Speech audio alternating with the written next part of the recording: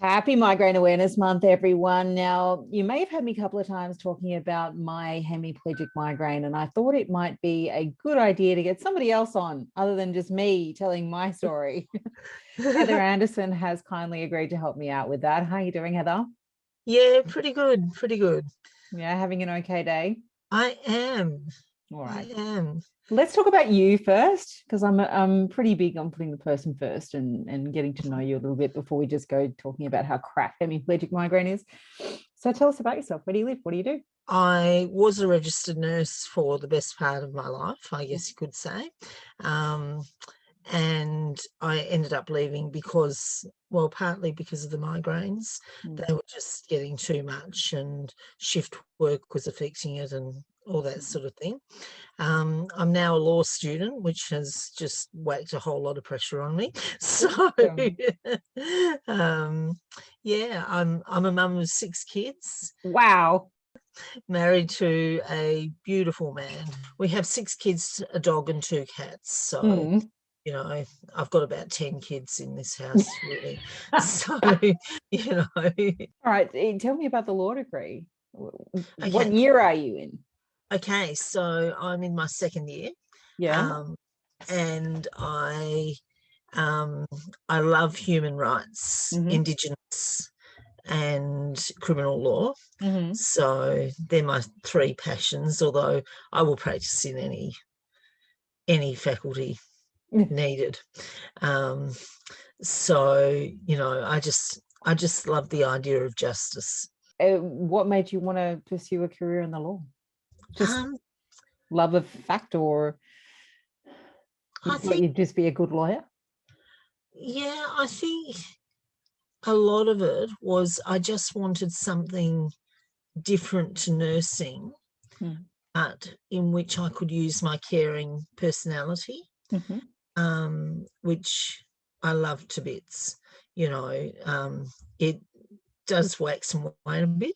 So, sometimes I'm caring, sometimes I'm not. But, I think with law, you have to be objective and, you can't put your opinion in because really your opinion doesn't matter. Mm-hmm. It's the rest of the world and all that sort of thing. But human rights is definitely up that alley where I can use my nursing Mm-hmm. um, to a degree. I mean, because I'm not registered, I'm not technically able to use nursing as such, Mm. but I can use what I've learned. Um, Which would be a lot after 22 years on oh, the ward. oh, absolutely, absolutely. So, You've yeah. seen a lot of things in that time, including a lot Ooh, of human rights being violated. It happens quite oh, so much, and it broke my heart a lot, and I think that was the end for me. So, you can't practice in a profession like that. I mean, people do, but you can't practice in a profession like that and care and, you know, be there for every single person constantly, Mm. if you know what I mean. It's, Yeah, I know exactly what you mean. And I think it's probably something you and I are a little bit more aware of because hemiplegic attacks so disable us temporarily. Not being able to walk, not being able to bathe yourself, not being able to speak for yourself. And then you get to go back to I'm okay. yeah, And you get to kind of see the other side, yes, and I you do. um not to say that we know what it's like to be like that all the time, but we Oh, know what it's like to yeah, not be able to look after yourself. Not somebody described it, actually I think it was Usha said, not being able to adult. yes, It's a really kind of basic thing, but even just being able to dress yourself, right, yes, is kind of something that makes you feel like you're in the world and you yep, matter, and that you're yep, not a burden. Um, and when you get to that position where you need others to care for you, and obviously you've seen it from both sides, you've seen it as the carer as well, you kind of are so dependent on them that it really does take away a lot of your agency and a lot of your identity. It does. Anyway, I'm going to go off on a bit of a rant there if I don't stop. Let's talk about your migraine. Okay. When did it start? So I remember the day I had my very first migraine. Mm-hmm. I was 13 years old, 13 and 4 months. And I was sitting in the home ec room in front of a FAF sewing machine, which was unusual for me in the first place because I would normally use the Elna machine. And so I'd done something very weird there to start with. And then all of a sudden, I just started to go blind in my left eye. And then I couldn't speak. And then I had pain down my left arm and all the way through my left side of my body. And I was just sitting there frozen.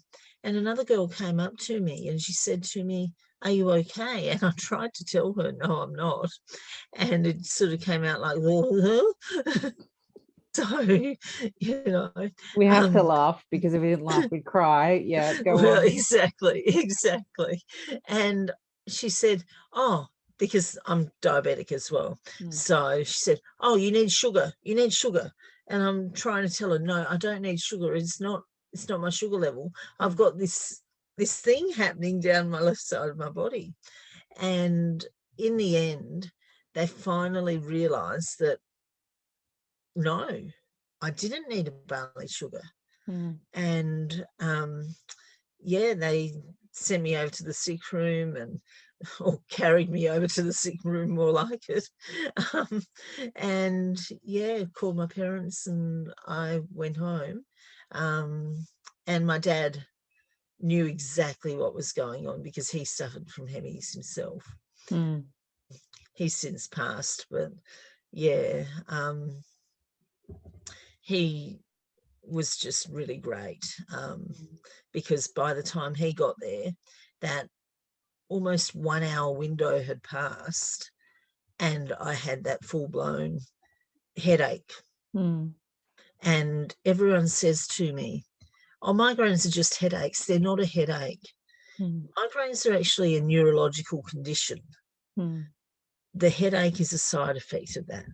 Yep, just a symptom, one of many. Yeah.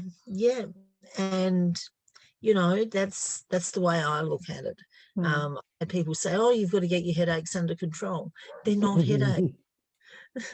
Sorry. I can't get them under control, So we worked with my GP and all that sort of stuff, and we tried things like Migraine and Prothidin at the time and all that sort of medication, the antidepressants and all that, and none of them worked. The only thing that actually worked was Panadine Forte at the time, because Migraine wasn't out, and even then you had to meet certain criteria for Migraine. Similar to the same kind of nonsense that we're dealing with now for CGRPs.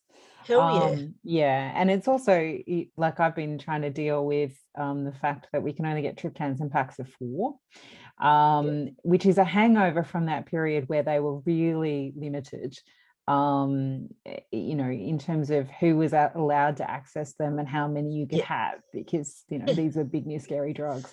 Anyway. I digress. So did they kind of just continue like that from then on, or did they progressively get worse? They continued from then on. They were worse. I was asked, was it related to my cycle? And there was no pattern. It would just happen out of the blue. I probably didn't, after that first one, I didn't have another one for maybe 6 months. And then gradually they just increased and increased and increased. And to the point where today I can have a migraine and it can last up to 7 days.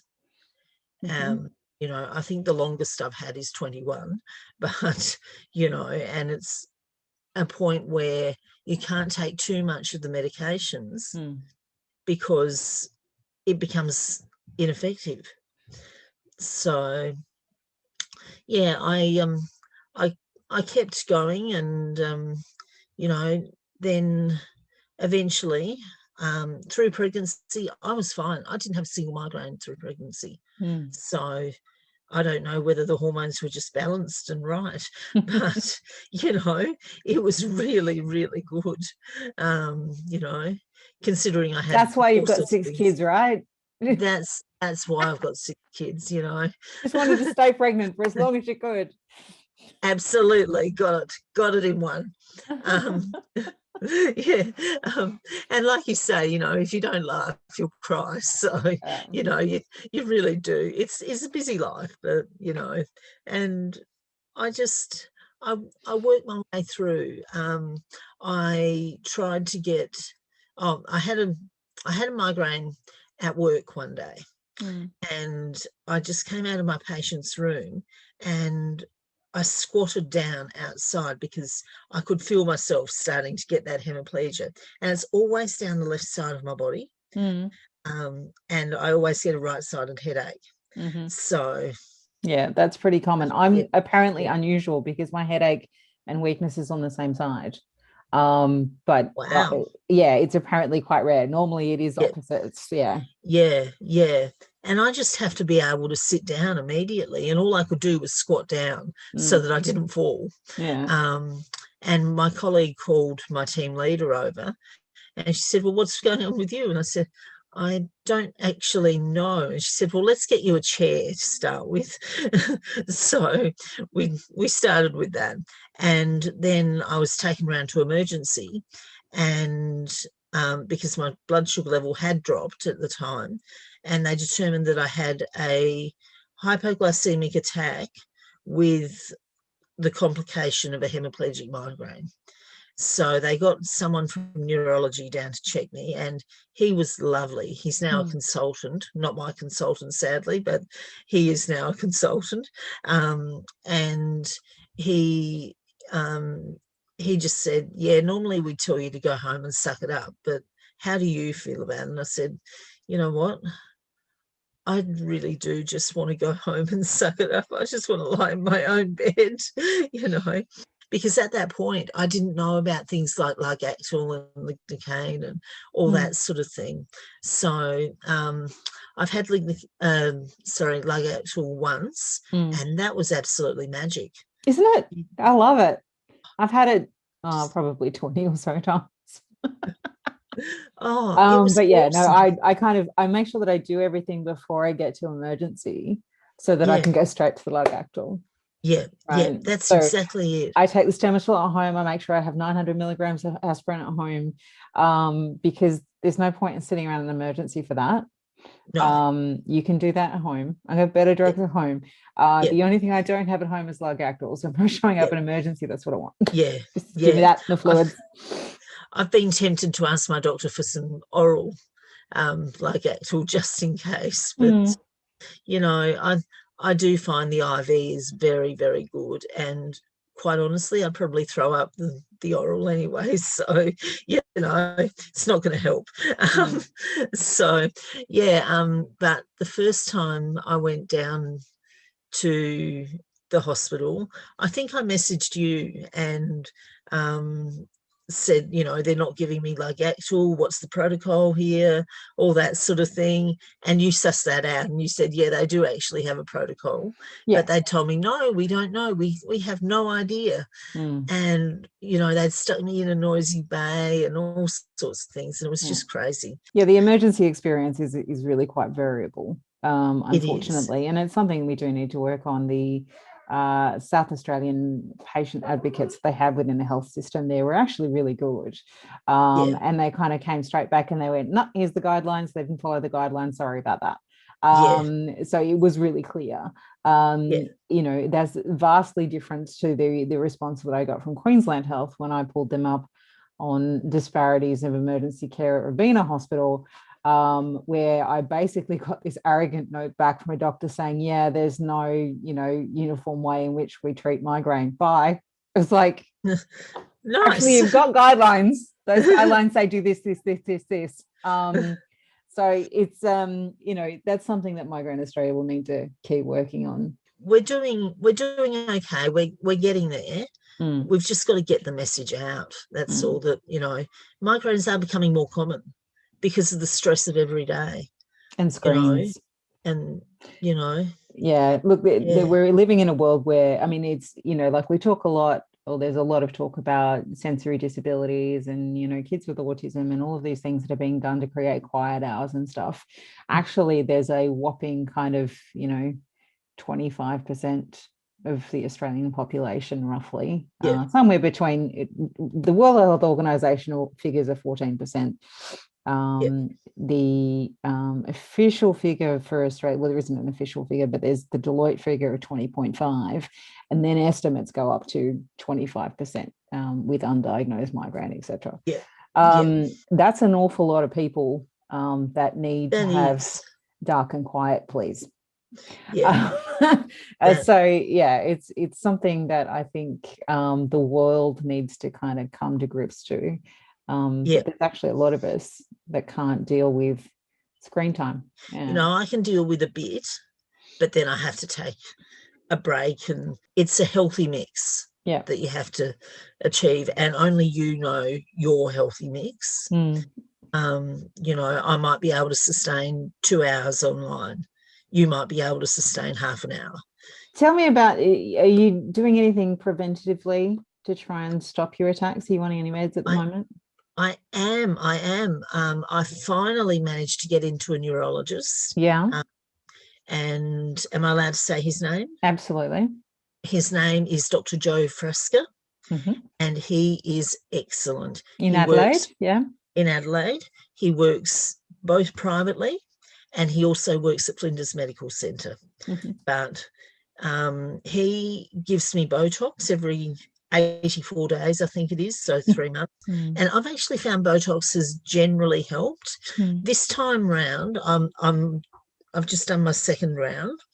I have had a couple of migraines, but my aim was to reduce them, not necessarily get rid of them, because this is part of who I am.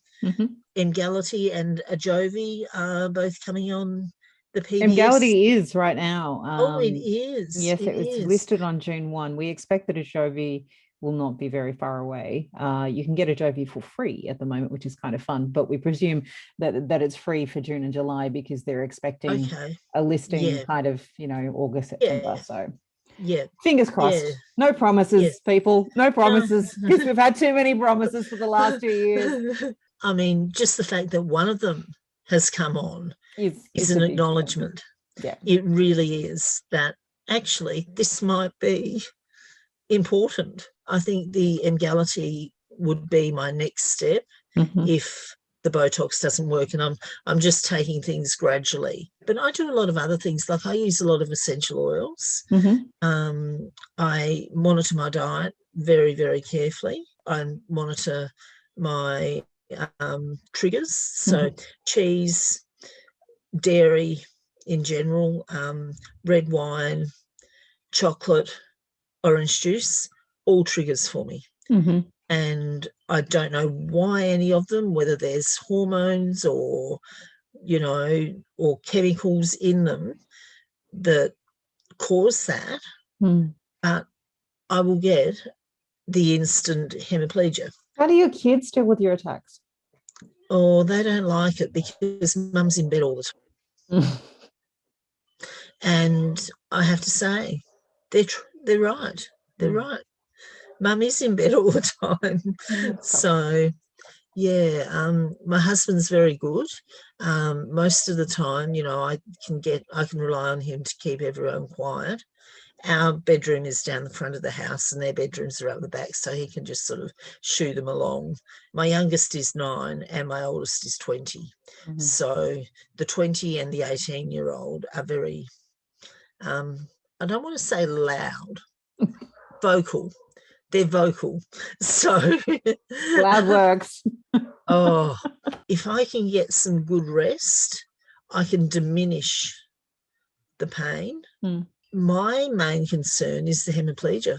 Mm. You know, that is scary, because if I can't sit down or get to something comfortable within a relative amount of time, then I'll be lying on the floor. And that's no good for me or anyone else. So, and I'm not exactly a lightweight, so they can't lift me up on the bed. So, you know. Have you ever hurt yourself falling? I have had bruises, yes. Nothing more than that. Never had broken hips or anything like that. So for you, the hemiplegia is the scariest? It is. It is Most very distressing. scary. Is that the most scary to your family as well? Or do they get more Yes. concerned about you not being able to talk or something like that? Yeah, no, they get quite scared by it. I have actually been admitted to hospital with a potential TIA, which was actually, the beginning of a migraine. So, unfortunately, this lot of hemiplegia lasted quite a substantial amount of time, about 12 hours. And I was just not sure what was going on. Did I have a TIA? Did I have a stroke? So, yeah. It is very scary stuff. It is. And when you don't have control over your body, yeah, it rocks your world. It really does, in a bad way. Well, I think you're amazing. I think you're going to be a fabulous human rights lawyer, and I'm looking forward to seeing it. You got any final tips for people who live with hemiplegic migraine, or anybody that lives with migraine, about how to be as awesome as you are? I think for me, my biggest tip is have a medical team that talks. Okay, so I have a GP. I have an endocrinologist for my diabetes. I have a cardiologist for my heart disease. I have a respiratory doctor for my asthma. And I have a psychiatrist for my head. And then on top of all that, I also have a consultant physician whose primary role is to make sure that everyone else talks. Because I need everyone to be on the same page. I should not be the one to have to go and tell 5-6 times the same story. So, and I have the neurologist in there too, obviously. Yep. So, they, my physician, Christos, makes sure everyone gets a copy of the letter that he sends out. He sends one out every 4 weeks and highlights exactly where I'm at. And, he does that for a 15-minute consult. And I'm stoked that I have a medical team like that. You can add in your physio or your chiropractor or, your naturopath, whoever. So the consultant that you're talking about that keeps everybody on the same page, is that someone special that you went to, or is it your GP? Initially, it was someone special who had looked after me for 27 years. He actually was looking after my diabetes when I was a teenager. And I went back to him because I knew he had superb knowledge in just about everything. And he's the one that got me in with Joe. And it was fantastic. He got me in within 7 months, which is almost unheard of in Adelaide, because we just don't have enough neuro teams. And there will be people in Sydney and Melbourne recoiling at this point at the idea of 7 months. Let me assure you that is really good in South Australia. It's excellent, isn't it? Same in Tasmania, where it's up to 3 years to see a neurologist. Yeah. So, we have this kind of different conversation, because obviously when you're talking to people in Sydney and Melbourne, they're like, oh, sick flex, go see somebody else. That's not a possibility in most of the country. So it's a very real thing to remember. So they got you in 7 months, which is good. Goodbye South Australian terms. We'll take that up with the South Australian Health Minister, I'm sure, at some point. How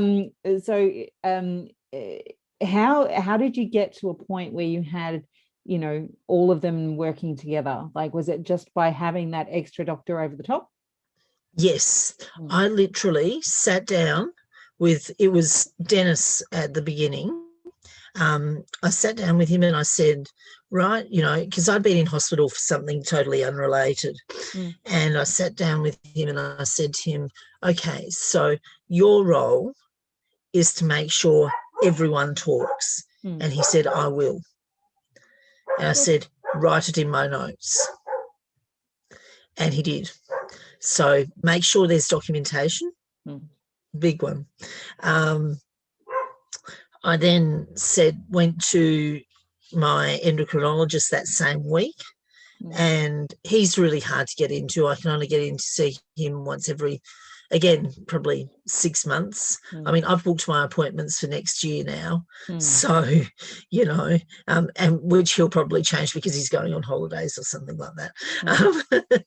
But I went to him and I said, okay, so I've got Dennis looking after everything, and they went to uni together, and he said, excellent, get him to send me letters every time and I will do the same.